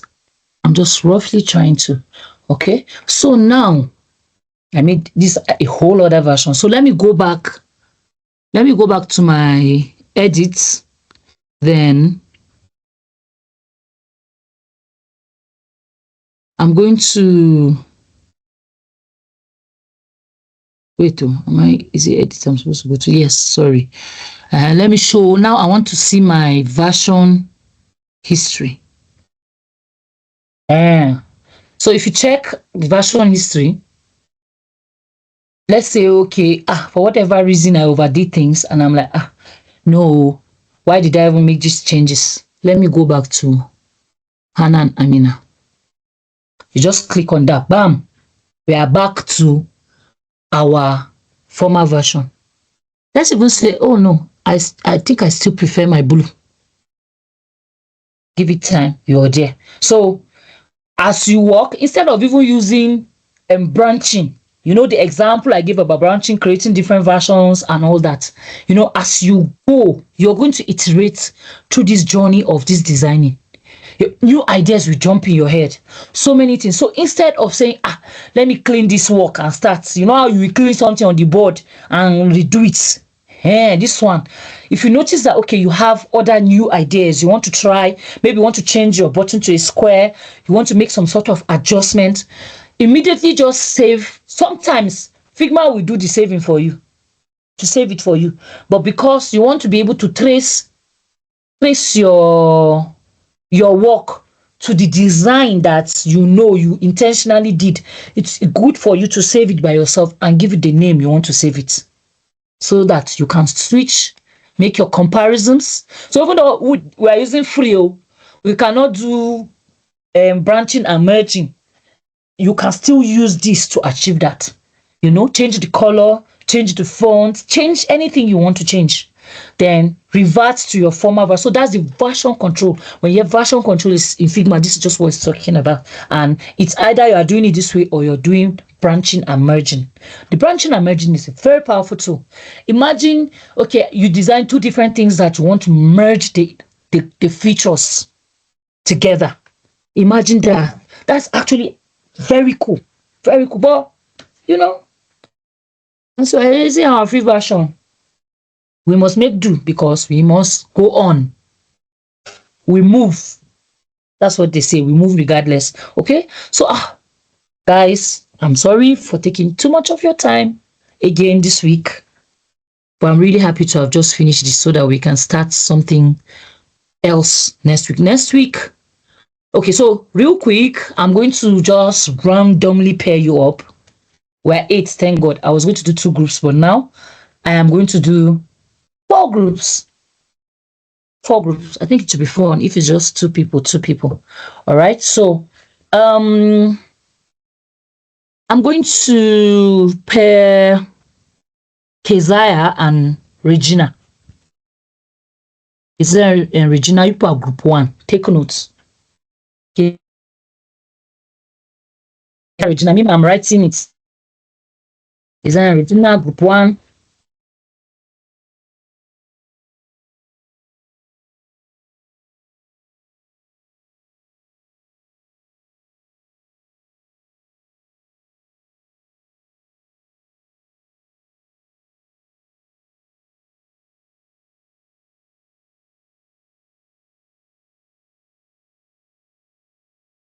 Group 1.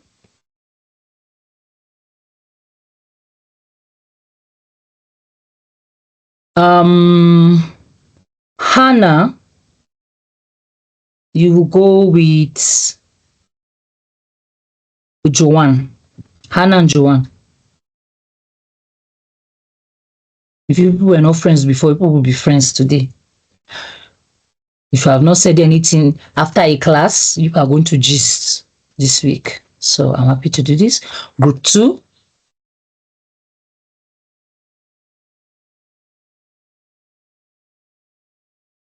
What am I doing? Group 2.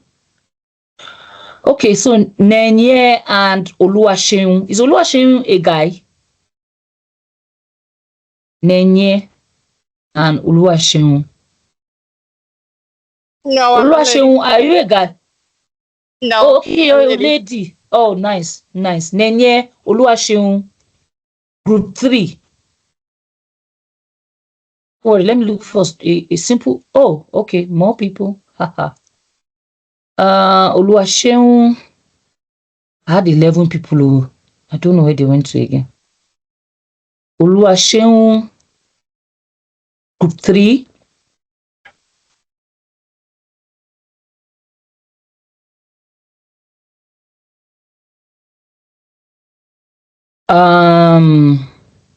Who else? Okay, then Joanne. I'm going to pair you up with Izuako Vivian. Vivian and Joanne. Joanne. Oh, sorry. Joanne is group 2. Sorry. Vivian and Regina. Wait. I'm mixing things up. Joanne and who? Joanne. Okay, no. Joanne has a group. Vivian and. Sorry.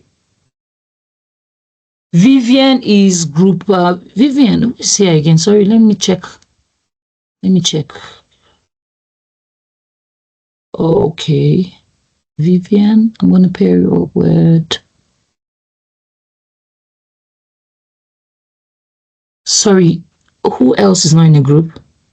Why is it so confusing? I mean, there are just how many people in the class? 1, 2, 3, 4. It's like someone left. 1, 2, 3, 4, 5. Someone left. Is that why this is happening? No, there are 2 people that haven't given a group to. Yes, Hannah. Okay. No, it's not a form that people are going to. Okay. I'm reading something completely different. Let me get out of this place so that I can enter here proper. Okay, it's like we have 2 Oluwaseun. Abi, am I mistaken? Who is here? Oluwaseun. Okay, Vivian. Someone left. 2 people left. That's why I've been struggling with this. Okay, so Vivian. I don't know if someone is going to come back again. I think they're probably having like a network issue. But they're running away. I'm not sure. There were 11 people just now and they just disappeared. So it's just Vivian. I haven't paired with anyone. Sorry. And now they are 6. I can hear you. I think Chioma is still left out. Chioma. Okay. Yes. Is Chioma on the call? Yes, it has not been grouped. Is it Joanne that is Chioma? No. Okay, I can't see Choma on the call. I can see Vivian. I think network took her out because there are just 6 of you, 5 of you right now. You were 11. It has dropped to 5, like right now before my eye. So maybe I'll put Vivian and Choma. Can someone communicate to her? Vivian and Choma, you're group 4. Because people have logged out. Choma and Vivian. Someone should communicate. Let me know in Discord. I'll find somebody inside Discord. If you don't have a group, if there are people looking to be grouped, speak to me on Discord. Group 4. I'm going to give you like a small project to do together. I'm going to drop the image for you in Discord after this class and all the links that you need for videos to keep studying. So let me not hold you any further. I'd like to thank you for being part of this class. You can head to Discord and see the resources I'm going to be dropping there, as well as your assignment.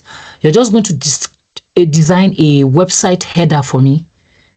Yes, go on, Hannah. Sorry, ma.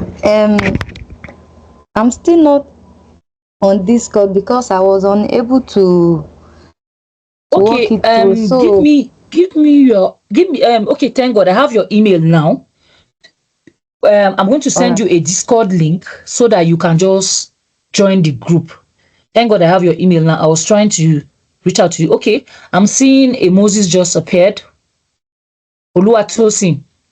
Hello. Good evening, ma'am. Evening. I was trying to share us into groups and I just saw a lot of people log off. So I'm going to find you a partner for this next project we're going to do. Because I can't see the people that were here again. We were 11 just now and now we are 6. So I don't know what happened to them. Hopefully I would group them in the, I'm dropping these assignments for everybody to participate, but I've given everybody a group. So I'm going to find you a group partner. If I don't find one, I'll just put you with one of the groups that we have here. We have 4 groups so far, but we're way more than this. And this is part of your assessment. So I would find a way to group you with some people if I don't find you a partner, but I will go to Discord, I will look for them, even the ones that did not come today. And then I will group them. If there's any confusion anywhere, just watch this video all over again on YouTube. I'm going to drop resources on Discord to help us navigate this. So I think we have come to the end of today's class. I've come to the end of today's class. Thank you again for showing up. We're drawing really, really close. Really, we just have 2 more weeks to round up this cohort. So I appreciate you guys for showing up early, for showing up every time. I assure you, you will not regret this journey. Thank you, thank you, thank you. Enjoy your week. We'll continue this conversation on Discord. Have a lovely, lovely, lovely week.